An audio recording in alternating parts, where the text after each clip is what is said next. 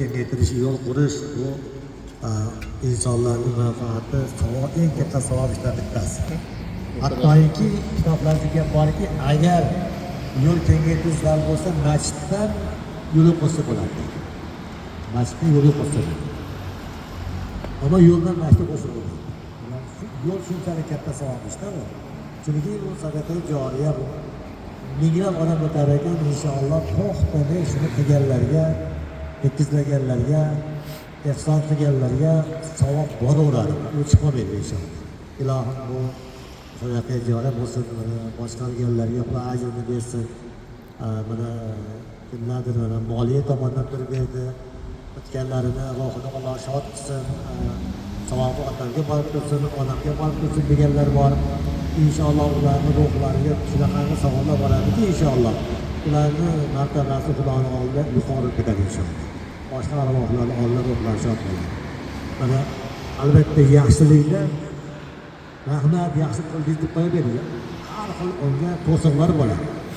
Axir payg'ambarimiz sollallohu alayhi vasallam Toyibga borib, "Kelinglar, Xudoni bir dinlab jannatga boramiz" desa tosh otganda. Odam tosh bo'ladi, payg'ambar tosh bo'ladi-ku. Xudoning payg'ambarini odamlar shunaqamiz deydi. Yaxshilik keyinchalik musulmon bo'ldi. Lekin payg'ambar qarg'amadi ularni.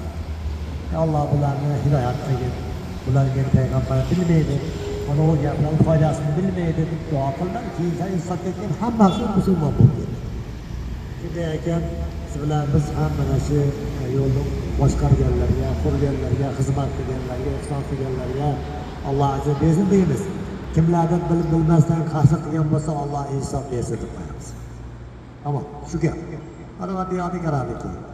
Xudo uning uchun yaxshilik ravo qilgan bo'lsa insofga kelib qoladi. Agar unga yaxshilik nasib qilmagan bo'lsa o'sha yo'lga ketadi. Iloji. Alloh ilohim hammamizga o'zi tavfiq bersin.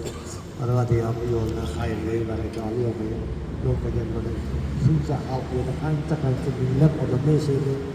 Ularning uylari bor, qabristonlar bor, ularlar joyga kelishadi, ilohim parvardigor bu qilgan xizmatlarni ajr mukofotga beradi.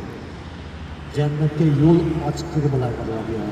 Ajr mukofoti dunyoda umrlari uzun bo'lsa, ulug' bo'lsalar parvardigor. Yüzümüzü ya Rabbi, ya Rabbal alamin. Yurtimizni balo ofatlardan asr ya Rabbal. Bizni xalqimizni parvardigorlarimizni panohiga asragin. Savob ishda bular birlashadi, seni amriga itoat qiladi ya Rabbal alamin. O'ylagan hamma yaxshi maqsadlarni bergin ya Rabbal alamin. Xizmat qilganlarni ham texnikasi bilan, moli dunyosi bilan hammasi o'zingga ma'lum ya Rabbal alamin. Innaka ala kulli shay'in qodir va solli ala sayyidina Muhammad. Degan xayratlarni o'rganib, ko'paytirgan holda qo'ldirib bergin ya Rabbal alamin. Astagfirullah va solli ala sayyidina Muhammad. Alloh muborak qilsin. Xizmat qilganlarni ajrini Xudo o'zi bilan qaytsin. Şahidimiz mukofotini Alloh bersin deymiz.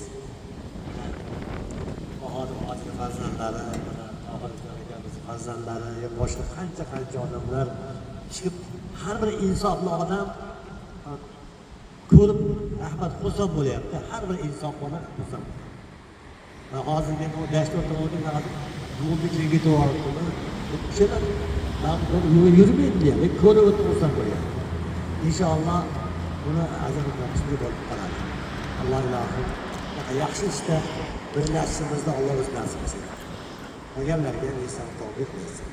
Sallallohu alayhi vasallam. Rahmatga